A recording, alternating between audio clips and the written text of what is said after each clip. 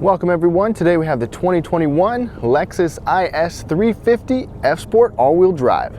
So 2021 was kind of a big year for the Lexus IS, but it was also maybe a little bit disappointing. Today we're going to take a full detailed look at the exterior, the interior, and we're going to take it for a test drive. I'm going to tell you exactly what I think about this Lexus IS and the fact that I was left wanting a little bit more, but let's get started. Now, taking a look at this 2021 IS 350, there's a lot that's the same, but there are some differences too. It has revised but similar styling with different lines, a little bit of a different stance, improved driving experience through rigidity, chassis, and suspension enhancements. And the F-Sport is only available on the 350 models now, which gives us this unique front and rear bumper, grille, spoiler, and the exhaust. Now let's start out looking right up front here. So first of all, the front end styling is a little bit different. As you can see, you still get this large Lexus spindle grille. One big change is going to be the integration of the daytime running light into that headlight. So full LED headlights are standard. You got that LED blinker, and these are actually the premium triple beam headlights. Then you got that integrated daytime running light. I think that headlight design looks really sleek. It's really slim. We've got a lot of black going on up front with this F-Sport model. And if you want to see how these headlights do at night and the whole car itself, be sure to check out my night video in the description as well. Now this paint color is called the infrared paint. I like it. It's a $600 optional paint. It's very deep, it's very sleek, and I think it looks really good with the black accents on this IS 350. As for the styling updates, what do y'all think? You know, you've got subtle changes. Some people might not even notice a difference if you're not real familiar with the car, but you can definitely see the differences with where the lines are, the width, the fender flares are a little bit bigger. I like the changes, but what do y'all think? Let me know down below. So these wheels are the optional wheels with the dynamic handling package. Typically you'll get 18-inch wheels, but these are 19-inch wheels. They're actually BBS forged wheels with 235 series tires in the front and 265 series tires in the back. So you get wider tires in the back for that traction, and we'll go for a test drive in a little bit. Lexus gives you the same F-Sport badging there, and then you can actually get carbon fiber mirror caps, but we just have the black mirror caps that match the wheels and the rocker panels. You've got LED turn signals in there as well. Aside from the turn signals in these mirrors will also be heated. No reverse tilt, no automatic dimming in this model. Dimensionally, this is 185 inches, so it's still compact. Tied in with the dynamic handling package, we've got the adaptive variable suspension with specific F-Sport tuning, so you're going to get a better ride, better handling overall, and we'll take it for a test drive in a little bit. Now looking at the side body, you'll see that the lines look very similar, especially that one coming from the rear end that goes into the taillight. But the placement is different. The side body line is a little bit different. You've still got chrome surround, and you've got this black rocker panel on the bottom, which ties together those black wheels really well. The overall styling back here looks a little bit more like the ES coming to the back, but I still like this. You've got the carbon fiber lip spoiler here. That looks pretty cool. Definitely going to be lightweight too. And then you've got LED taillights in the back. Still got your signature L design. What do y'all think of the way this looks? Plus the diffuser and the exhaust for this F-Sport. One surprise and disappointment is that, so the taillight is LED, but that blinker is incandescent. Now taking a look at the cargo area, nothing really changes here, so I'm not going to spend a lot of time. Still got a little touchpad right there. It would be nice to see this open up all the way on its own, but it doesn't. And back here you actually get about 10.5 cubic feet of space, which is definitely not that good. Like I said, it is virtually unchanged from the last one. You've kind of got some deep pockets over here. There are a couple tie downs if you need to tie something down, and you've got split folding seats, so you've got a 60-40 split if you need to pack some longer items. But the hinges can get in the way, so you've got to accommodate for those, which can be a problem. But I'm very happy to report that you get a spare tire here. That's not always the case with compact cars, luxury cars, or even any car in 2021. So I'm happy to report that. And just so your fingers don't get dirty, there is a grab handle on the inside. So the key fob remains the same. You still get the smart key. It's a very slim key fob. It has a nice material to it, and I think it'll hold up very well. And the smart key system works the exact same. So first of all, you've got a button to lock right there. The mirror will flash, and then just a sensor in the back to unlock. And as we take a look at these front seats, so these are 10-way power adjustable seats. These are actually new lugs. It is not leather, but it has perforations on it. You've got the F Sport bolstering, so it's a little bit beefier and more bolstered than others, especially down here at the seat bottom. Even though they're not leather, they still have a nice feel. You know, they got this synthetic feel to them, but the bolstering is soft, the comfort is good, and the actual controls are down here. So you just get two-way lumbar, and then kind of your basic height and movable adjustments. It'd be nice to see four-way lumbar in here, but they're still comfortable. These seats are also heated and ventilated on both sides, so that is always welcome.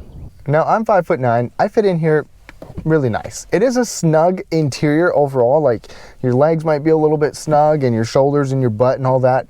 So if you're a bigger person, you'll definitely want to test it out for yourself. And I'm very happy to report that the headrests are also adjustable. So if they're too far forward for you, you can always set them back. I love that. The steering wheel is also heated, as I'll show you in a little bit. It's manual tilt and telescoping. It is not power adjustable, and you won't find memory settings in here on this F Sport. But there's one bizarre thing about it. We have all-wheel drive, and I'm assuming that's what this is all about, but look at that. Look at that hump. I mean, that is just massive. I've heard about this hump before, but I've never experienced it. It can kind of feel like it gets in the way, but it's honestly like a little bit of a leg rest. So it hasn't been an issue for me, but definitely be sure to look at that. And I've got to let you know, because this is a luxury sedan, I was expecting lumbar support for the passengers, but you don't get it. Okay, let's take a look at the back seat. So literally, the back seat is the exact same dimensionally. You've got the same wheelbase, you've got the same materials in here, the same new luxe seats for the back seat, and the big hump in the middle. There's no storage pocket on that door, but you do get the same materials on the door itself and the ash wood trim, so that is nice. Now, legroom right here, not very good behind myself. I can sit here, but it is definitely not great. And you've got AC vents right there with the big hump in the middle. You still get mat pockets back here, which is nice. I mean, you could fit people back here, but definitely not ideal. In the middle, you get a center folding armrest. This is the same, it's got some padding, and then got a couple pull-out cup holders there. And with me sitting up tall, my head is touching. I am literally pushing into the roof right now. So this is not ideal for me. Anybody shorter than me, maybe in the mid 5-foot level, will probably be fairly comfortable back here, but something to keep in mind. And I didn't even try to put my car seat back here because I just didn't think it was gonna be a good fit. Now let's go ahead and start it up. Foot on the brake, push button start. And there are a lot of similarities in this 2021 model, but some very nice important differences too. So first of all, starting with our steering wheel, you've got the same kind of perforated design going around here, the F Sport steering wheel. This is the old style steering wheel. It is not like the most modern Toyota Lexus products, because you still have the same buttons and the cruise control stock, which I'm perfectly fine with. It does work.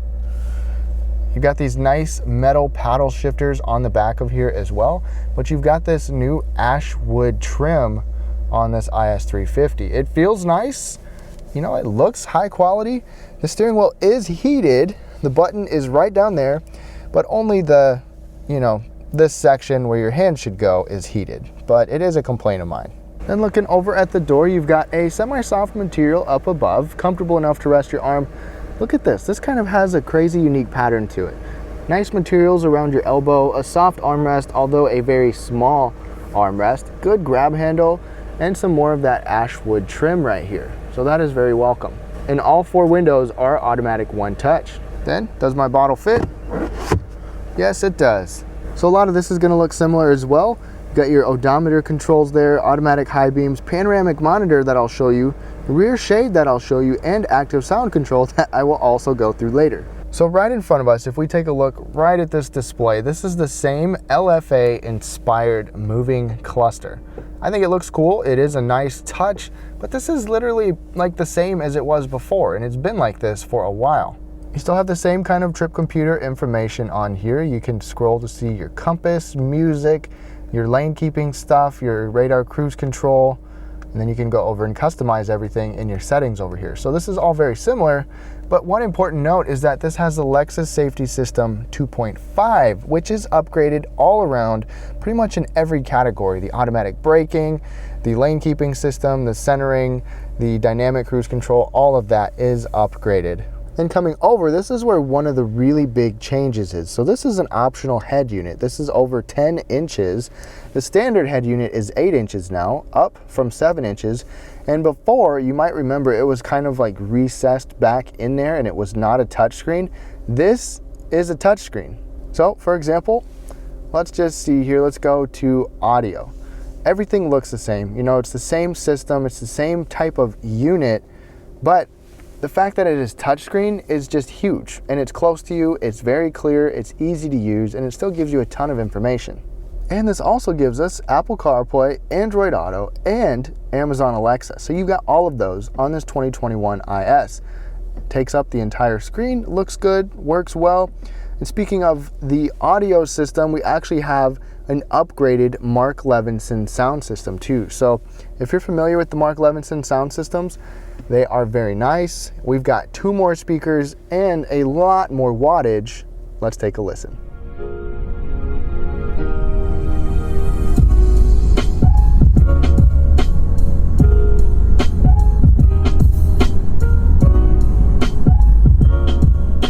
And then another thing is that we've got the panoramic view monitor now. So check it out. This isn't, you know, worlds better than, you know, other Toyota panoramic monitors, but you have it. You've got the dynamic lines, you've got the top-down view over there where you've got the guidance lines, whoops, but you can even change views. You can have a wider view, a narrow view. You can pull this up at any time too by pushing the camera button to the left of the steering wheel that I showed you. So that's pretty cool. If we're just sitting still and you push the button, you get this bird's eye view. So check that out. I'm glad that they put that on the IS. And as we come down, this is where some things have changed as well. So I still appreciate the fact that you've got a button for everything. You still get your Lexus clock, but you've got climate control buttons for everything. Even though you've got shortcuts for your radio down here, I still like the fact that you have buttons and controls and knobs. It's just not the best use of space in my opinion, and I don't think it really looks all that nice. Now the heated and ventilated seat buttons are all still down here, plus your heated steering wheel control. These are 3-tier, the steering wheel is just 1 tier. Our drive mode button is right up here. We'll go through those in the test drive. You even get a snow mode, traction control, and a brake hold button. It is still a gated pattern shifter, and instead of the joystick, you actually get the touchpad. So I prefer the touchpad over the joystick, for sure. It gives you feedback when you're moving around, and it's in a good spot to where it's just off of this armrest. There are a couple of shortcuts here. It would kind of be nice like the Lexus UX if there was maybe a little dial for volume, things like that, but this still works okay. And the fact that you have a touchscreen now makes it even better. Another change is the cup holder placement and armrest situation right here. So this armrest is different. The cup holders used to be recessed like all the way back to here to where the passenger literally had like 0 armrest, but now they could use this armrest a little bit. Cup holders are shifted forward. They are kind of small, but they do still work. And the armrest is comfortable to put your arm on. A couple USB ports, auxiliary port, and a soft liner inside. Plus there's a 12-volt power outlet in there too. Up above, you have an automatic dimming rearview mirror with garage controls, which is always nice to see. And then you've got LED interior lighting that is touch sensitive, fairly bright as well. You've also got the optional moonroof. So this is not a panoramic roof, but the standard moonroof is optional equipment. And then these visors do not slide or have a sliding tray. So you're left with the sun in your face right there. And visibility out here, so we go ahead and take a look at the back, definitely better than some coupes, certainly not great. And there is that sliding shade that you can control with the touch of a button. Okay, so my thoughts on this interior.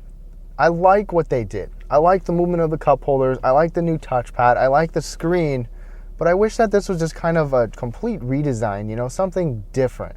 But it still works. I just wish it was a little bit more practical, maybe a little bit more space, but I'd like to hear your thoughts down below too. Okay, so under the hood, you might be disappointed, but nothing really changes. There's no power upgrades. You've got 3 different options technically. You've got the IS 300 that can give you a turbo or a less powerful V6, but under the hood, this is the best option that you get. It's the same direct and port injected 3.5 liter V6 that's going to give you 311 horsepower and 280 pound-feet of torque, naturally aspirated with a 6 or an 8-speed automatic transmission. Our all-wheel drive model is going to give you the 6-speed transmission, which you might be thinking, wow, Lexus has a 10-speed and an 8-speed. Why don't they put that in here? But I've got to tell you, I like this 6-speed. The rear-wheel drive model will get the 8-speed, and I have a video on that particular car I'll put in the description below. 0 to 60 is going to range from 5.6 seconds to 5.7 seconds, depending on rear or all-wheel drive, and it's basically the same power numbers for a long time with this IS, but the IS 500 is coming with the V8. And miles per gallon certainly isn't great. You get 19 in the city, 26 on the highway, and 22 combined with this all-wheel drive model.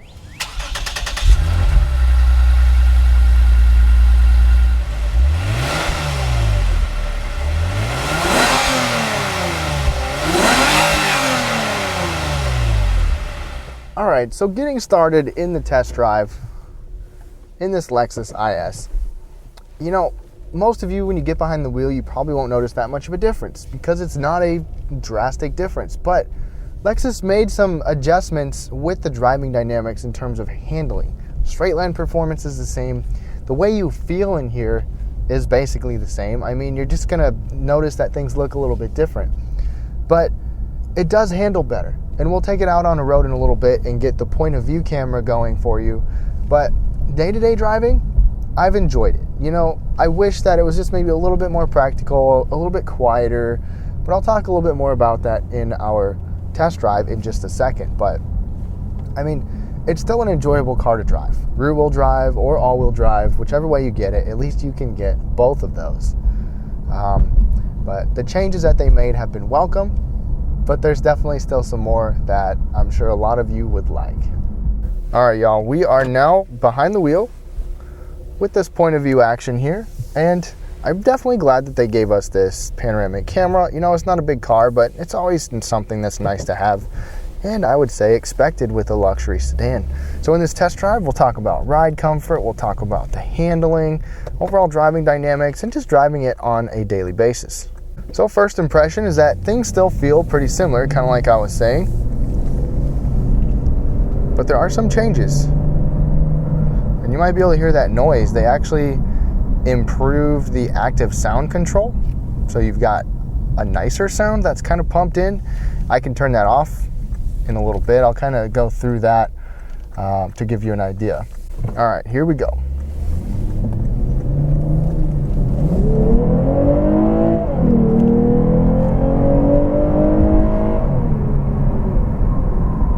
And this V6 is the same, straight line performance is the same, but this car, it just gets going. I mean, I love the naturally aspirated aspect of it, and it responds well with this V6. Just in regular mode, normal mode,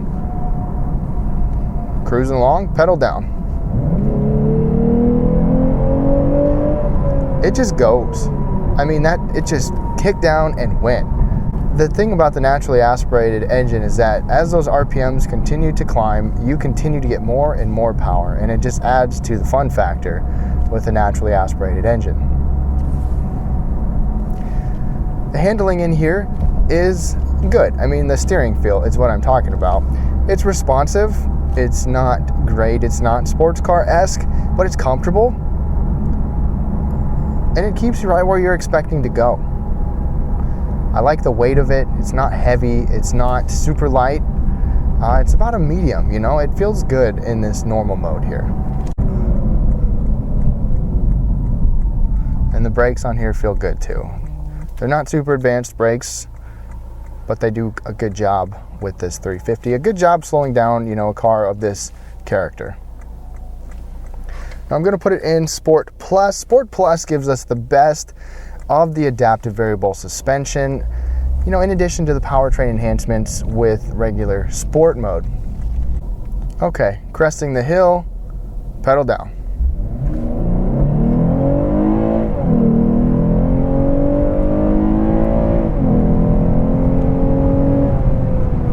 y'all think of the sound there? So that was with sound control off. Now it's on, off, on.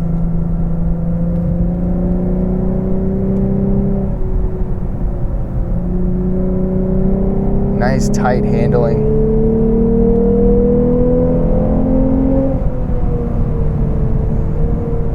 What do you think of the sound? Sound control is on. You can always adjust that if you want, but I think it sounds good. And Sport Plus, this is really holding the RPMs really well. Let's test out manual mode.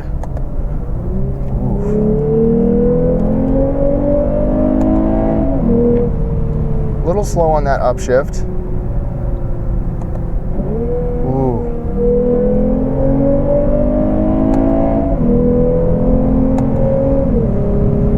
All right, so this car's got it's got a fun character. Obviously, this is not, you know, a twin turbocharged V6 or the V8, anything like that. But for the IS 350 F Sport at this price point, this car's fun. It's well balanced, it handles well, it just does a good job of being an everyday, all-around sports sedan. And what do y'all think of the sound? So I'm gonna go back to normal mode. It's a little bit more, you know, tempered down in normal mode. So I'm happy with the way that this drives. And it's been a while since I've been in the other one, but I mean, it handles very well. It feels very planted to the ground. Not a lot you can complain about with that. The one thing I would complain about though is the fact that the road noise is more than I would expect or want in a luxury sedan. Even though this is compact luxury, I was still expecting it to be a little quieter. My decibel ratings were higher than expected. So to wrap things up on this 2021 Lexus IS, I still enjoyed my time with it, even though I felt disappointed by the fact that there just wasn't that much massive changes to it. I really appreciate the things that they did change. So I've got a whole video dedicated to the several things that they did to improve this car.